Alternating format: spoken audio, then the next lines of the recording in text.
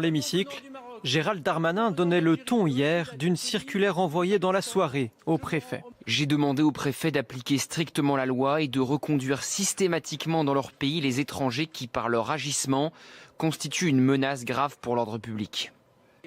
Le ministre de l'Intérieur demande directement au préfet de rendre des comptes chaque trimestre. Alors le problème est beaucoup plus profond. Il faudrait revoir les procédures qui existent de recours contre ces OQTF, ces reconduites à la frontière, ces expulsions, pour en limiter la portée, pour faire en sorte qu'il y ait moins de procédures, que ce soit plus simple. Gérald Darmanin souhaite justement simplifier les procédures d'éloignement, car en l'état, ces recommandations sont compliquées à mettre en œuvre.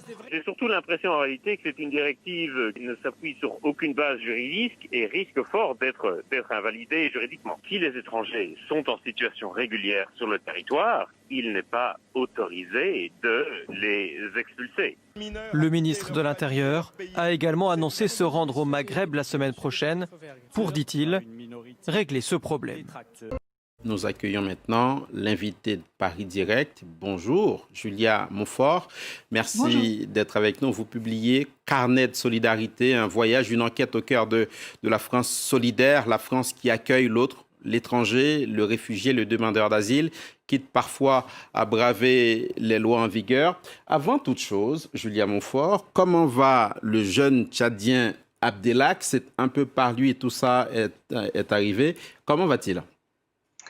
Merci de me recevoir, merci beaucoup et je suis ravie de donner ces nouvelles. Abdelak a été débouté de sa demande d'asile, donc il est dans une situation délicate en France.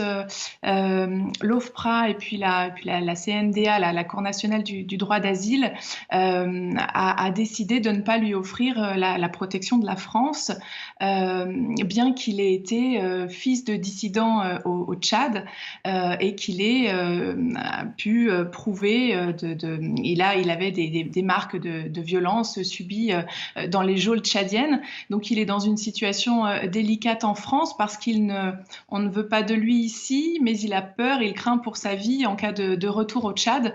Il a trouvé une solution, il a intégré une communauté de compagnons, une association l'a pris sous son aile. Il est en train d'apprendre à devenir chef cuisinier et puis il apprend la vente. Et l'objectif de cette communauté, c'est de l'insérer par le travail, c'est qu'il obtienne une régularisation par le travail d'ici 2 à 3 ans. C'est un dossier qui est toujours en cours, Julia Montfort. Ce carnet de solidarité, c'est une enquête journalistique au cœur, on l'a dit, de la France qui accueille le réfugié, le demandeur d'asile. Qu'est-ce que cela vous a appris finalement? Qu'est-ce que ces carnets vous disent de cette partie-là de l'Hexagone? Bien, elles disent que depuis 2015 et depuis cette arrivée de réfugiés en Europe et puis sur notre territoire, cette arrivée de demandeurs d'asile, il y a toute une vague citoyenne, des citoyens qui se sont mobilisés pour accueillir, pour ouvrir leurs portes, pour porter secours en bas de chez eux à ces demandeurs de refuge.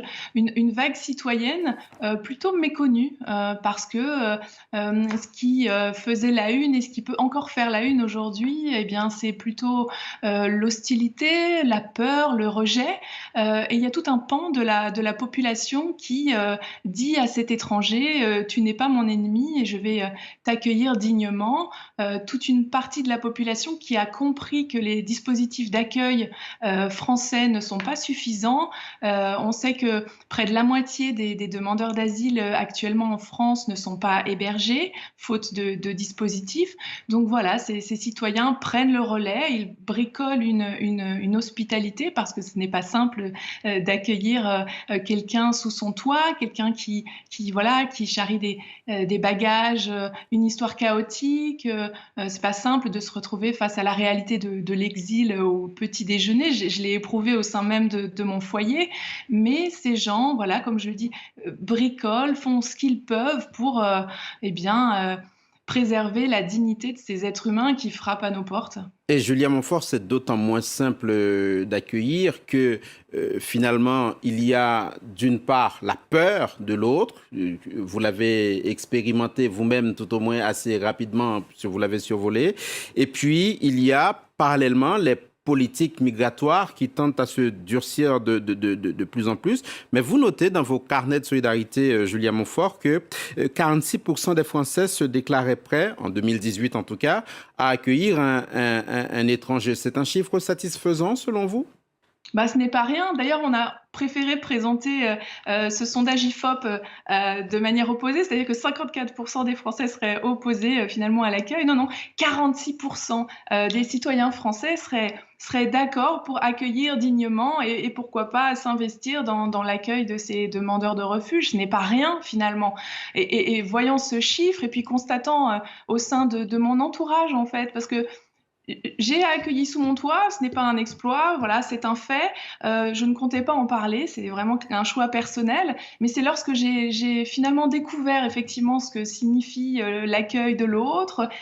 Tout d'abord, vous l'avez dit, j'ai découvert que finalement les premières heures, les premiers instants, j'étais seule sous mon toit avec Abdelhak et je me suis posé beaucoup de questions. Je me suis dit, mais finalement, qui est-il? Et il vient du Tchad, il a passé 5 ans en Libye.